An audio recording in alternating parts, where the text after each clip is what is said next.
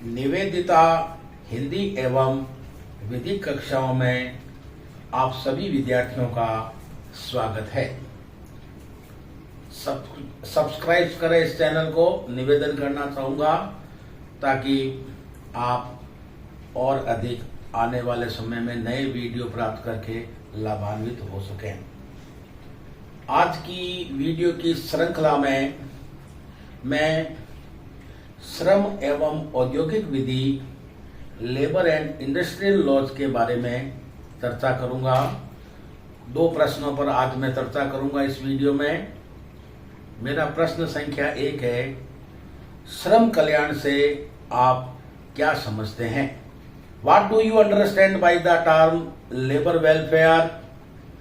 इसकी प्रकृति और क्षेत्र पर प्रकाश डालिए। Discuss the nature and scope of the labour welfare. ध्यान से सुनना। औद्योगिक विकास के दो महत्वपूर्ण तत्व हैं, श्रम और पूंजी। दोनों एक दूसरे पर आश्रित है, पूरक हैं। न केवल श्रम और न केवल पूंजी से आर्थिक विकास संभव है। देश का नव निर्माण पूंजी के साथ साथ श्रम लेबर पर भी निर्भर करता है। अतः श्रम की हम उपेक्षा नहीं कर सकते और श्रम का स्रोत है श्रमिक वर्ग। श्रमिक वर्ग किसी समाज का एक महत्वपूर्ण व अभिन्न अंग माना जाता है। देश का भौतिक और आर्थिक विकास श्रमिक वर्ग पर निर्भर करता है। अतः श्रमिकों का कल्याण सर्वोपरि है। जिस देश में श्रमिकों के कल्याण पर महत्व दिया जाता है उस देश की न केवल आर्थिक स्थिति सुदृढ़ होती है अपितु वहां का श्रमिक वर्ग नियोजक के प्रति, मालिक के प्रति वफादार भी होता है। State of Maharashtra versus Alka B Hingde के मामले में सुप्रीम कोर्ट ने कहा, श्रमिक वर्ग को झुग्गी झोंपड़ियों से हटाने से पूर्व उनके निवास की वैकल्पिक व्यवस्था किया जाना जरूरी है। ओल्गा टेलिस बना म्युनिसिपल कॉरपोरेशन के मामले में भी सुप्रीम कोर्ट ने कहा कि जिन श्रमिकों के खून और पसीने पर औद्योगिक नगरों के बड़े बड़े कल कारखाने, विशाल अट्टालिकाएं खड़ी हुई है, उस श्रमिक वर्ग की उपेक्षा नहीं की जा सकती। उसका कल्याण राज्य का प्रथम कर्तव्य है, प्राथमिक कर्तव्य है। श्रम कल्याण क्या है? श्रम कल्याण से अभिप्राय श्रमिकों के शारीरिक, भौतिक, मानसिक एवं भावनात्मक विकास से है। दोबारा ध्यान से सुनना। श्रम कल्याण से तात्पर्य श्रमिकों के शारीरिक, मानसिक एवं भावनात्मक विकास से है। श्रमिकों की बुनियादी आवश्यकताओं की पूर्ति ही वस्तुतः श्रम कल्याण है। अतः सभी वेलफेयर स्टेट्स, कल्याणकारी राज्यों का यह कर्तव्य है कि वे श्रम कल्याण को महत्व दें तथा उसे अपनी नीतियों का अंग बनाए। भारतीय संविधान 1947 के पश्चात जो है लोक कल्याणकारी राज्य का उसने रूप ले लिया। 1947 से पहले तो भारतीय संविधान एक पुलिस स्टेट था। उसके केवल 4 प्रकार के काम थे: बाह्य आक्रमण से रक्षा करना, आंतरिक शांति व्यवस्था बनाए रखना, राजस्व वसूल करना और न्याय प्रदान करना। लेकिन जैसे ही भारत आजाद हुआ, पुलिस स्टेट से कंसेप्ट ऑफ वेलफेयर स्टेट की अवधारणा आई। तो कल्याणकारी राज्य की अवधारणा को आते ही भारतीय संविधान के भाग 4 में जो है कल्याणकारी राज्य की अवधारणा की संकल्पना की गई। और जैसे ही भारत आजाद हुआ, संपूर्ण प्रभुत्व संपन्न समाजवादी पंथ निरपेक्ष लोकतंत्रात्मक गणराज्य बन गया। भाग 4 नीति के निर्देशक तत्व अनुच्छेद 38 में यह कहा गया राज्य ऐसी सामाजिक व्यवस्था करेगा जिसमें सामाजिक, आर्थिक और राजनीतिक न्याय सबको मिले। जस्टिस कृष्णा अय्यर ने श्रमिकों के कल्याण को सर्वोपरि कल्याण माना है। श्रम आयोग ने अपनी 1969 की रिपोर्ट में कहा कि नीति का निर्माण करते समय श्रमिक वर्ग को अनदेखा नहीं किया जा सकता। इस प्रकार श्रम कल्याण से कुल मिलाकर अभिप्राय श्रमिक वर्ग के सर्वांगीण विकास, बुनियादी आवश्यकताओं की पूर्ति एवं शारीरिक एवं मानसिक व भावनात्मक विकास से है। प्रकृति और क्षेत्र, श्रम कल्याण का क्षेत्र अत्यंत व्यापक है। श्रम कल्याण में उन समस्त गतिविधियों को सम्मिलित किया जा सकता है जो श्रमिकों के शारीरिक, मानसिक, बौद्धिक एवं भावनात्मक विकास के लिए जरूरी है। इसमें श्रमिकों की आर्थिक उन्नति के साथ साथ श्रमिकों की बुनियादी आवश्यकताओं की पूर्ति श्रम कल्याण का विषय है। श्रम कल्याण में निम्नलिखित को सम्मिलित किया जा सकता है: आवास, चिकित्सा, शिक्षा, पोषाहार, मनोरंजन के साधन, सामाजिक बीमा, ग्रेच्युटी, पेंशन, काम की समुचित दशाएं और जोखिम की प्रतिपूर्ति। ध्यान से समझना, संविधान के अनुच्छेद 43 में यह कहा गया है कि राज्य उपयुक्त विधान या आर्थिक संगठन द्वारा किसी अन्य रीति से कृषि के, उद्योग के या अन्य प्रकार के सभी कर्मकारों को काम, निर्वाह मजदूरी, शिष्ट जीवन स्तर और अवकाश का संपूर्ण उपभोग सुनिश्चित करने वाली काम की दशाएं तय करेगा। अनुच्छेद 41 में यह कहा गया है कि राज्य अपनी सामर्थ्य और विकास की सीमाओं के भीतर काम पाने के, शिक्षा पाने के और बेकारी, बुढ़ापा, बीमारी और निशक्तता तथा अन्य अभावों की दशा में लोक सहायता पाने के अधिकार को प्राप्त करने का प्रभावी उपबंध करेगा।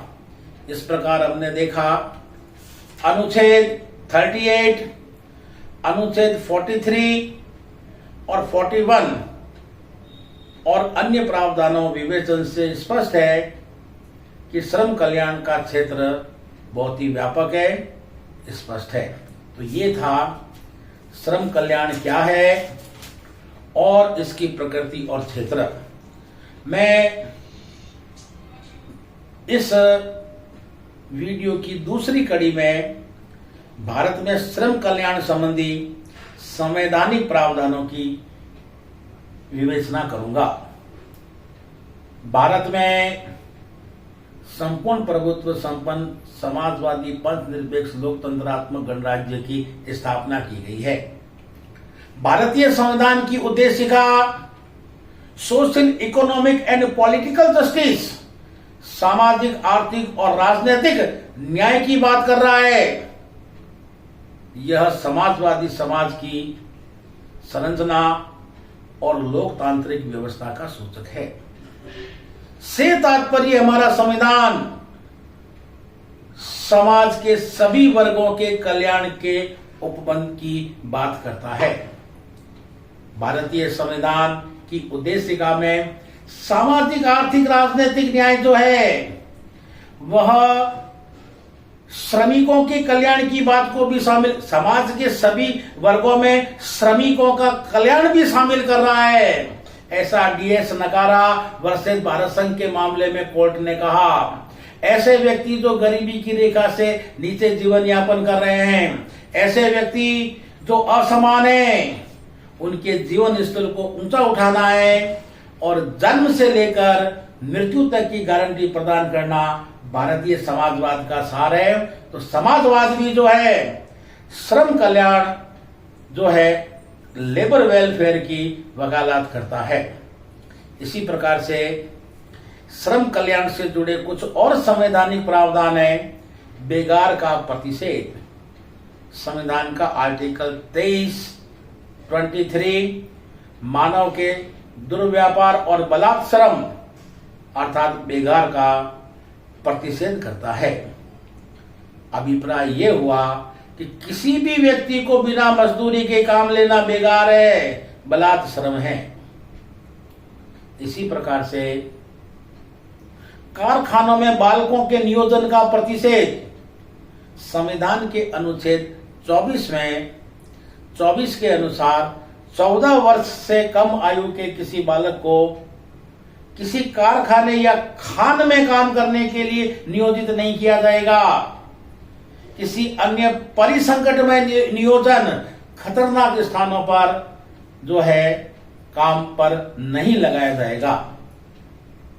आपने बंधुआ मुक्ति मोर्चा बनाम भारत संघ का मामला पढ़ा है। एक इस मामले में कम उम्र के बालकों को गलीचा उद्योग में नियोजित किया गया, काम पर लगाया गया, जिससे उनकी शिक्षा और स्वास्थ्य पर प्रतिकूल प्रभाव पड़ रहा था। सुप्रीम कोर्ट ने इसे बाल श्रम मानते हुए रोकने का आदेश दिया। इसी प्रकार से श्रम कल्याण संबंधी अगला संवैधानिक प्रावधान है आर्टिकल 38।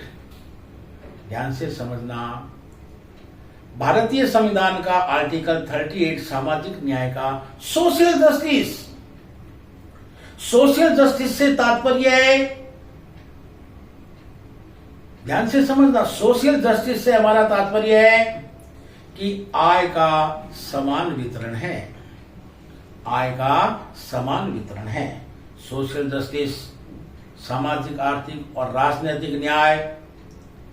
सोशल जस्टिस जो है यह लोक कल्याण की अभिवृद्धि का प्रयास करेगा। राज्य का यह कर्तव्य है कि वो सामाजिक, आर्थिक, राजनीतिक न्याय की व्यवस्था करे, क्योंकि भारतीय संविधान की प्रेमबल में यह स्पष्ट रूप से कहा गया है कि प्रत्येक व्यक्ति को जो है, समस्त नागरिकों को सामाजिक, आर्थिक, राजनीतिक न्याय, विचार, अभिव्यक्ति, विश्वास, धर्म और उपासना की स्वतंत्रता, प्रतिष्ठा और अवसर की समता प्राप्त करना, ये जो अधिकार जो दिए गए हैं, हर वर्ग को गरिमा के साथ जीवन जीने का अधिकार दिया गया है। इस उद्देश्य की पूर्ति हेतु आर्टिकल 38 जो है सामाजिक न्याय की बात करता है।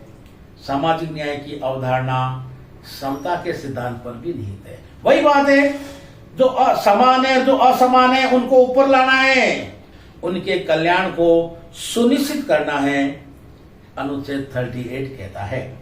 इसी प्रकार से भारतीय संविधान के अनुच्छेद 39 में श्रम कल्याण से संबंधित कुछ और व्यवस्थाएं दी गई है, जैसे स्त्री पुरुष सभी नागरिकों को समान रूप से आजीविका प्राप्त करने का अधिकार है। सरकार की कोई भी योजनाएं, चाहे नरेगा है, आदि।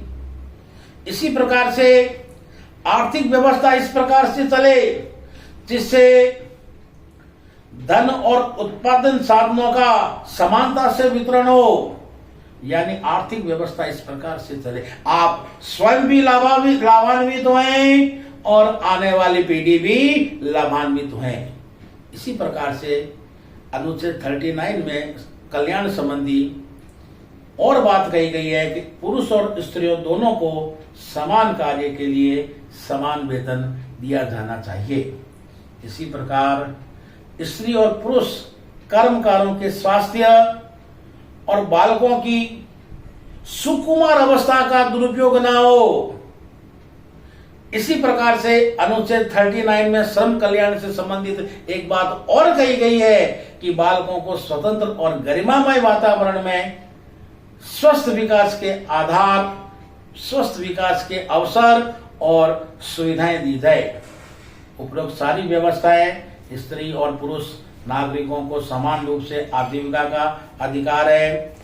आर्थिक व्यवस्था इस प्रकार चले, धन और उत्पादन साधनों का समानता से वितरण हो, समान कार्य के लिए समान वेतन, स्त्री पुरुष और कर्मकारों और बालकों की जो है स्वास्थ्य और उनकी कार्य क्षमता का दुरुपयोग न हो और बालकों को स्वतंत्रता और गरिमामय वातावरण में जीवन जीने का अवसर मिले। अनुच्छेद 39 में ये जो व्यवस्थाएं हैं व्यक्ति की गरिमा का पोषक है और श्रम कल्याण को बढ़ावा देने वाली है।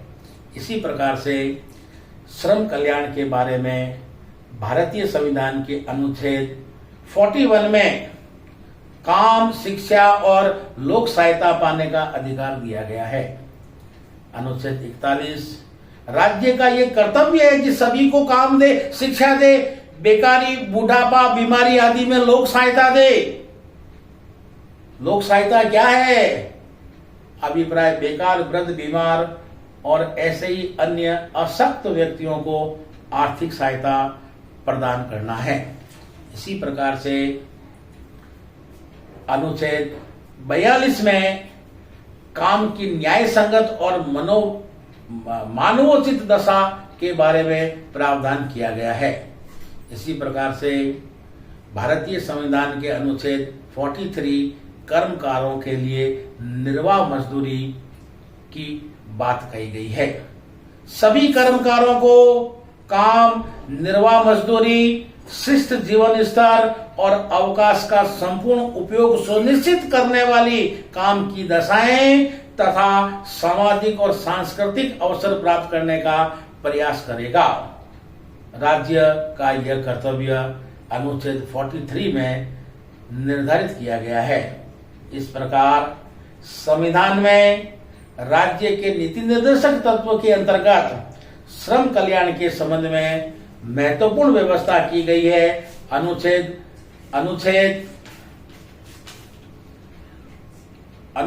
23 बेगार का प्रतिषेध, अनुच्छेद 24 कारखानों में बालकों के नियोजन का प्रतिषेध, अनुच्छेद 38 सामाजिक न्याय, अनुच्छेद 39 कतिपय कल्याणकारी उपबंध, अनुच्छेद 41 काम, शिक्षा और लोक सहायता पाने का अधिकार, अनुच्छेद 42 काम की न्याय संगत और मनोवांछित दशा और कर्मकारों की निर्वाह मजदूरी, अनुच्छेद 43 जो कल्याणकारी राज्य की अवधारणा को स्पष्ट करते हैं। धन्यवाद। चैनल को सब्सक्राइब कर लेवे ताकि आप और वीडियो द्वारा लाभान्वित हो सके। जय भारत, जय हिंद।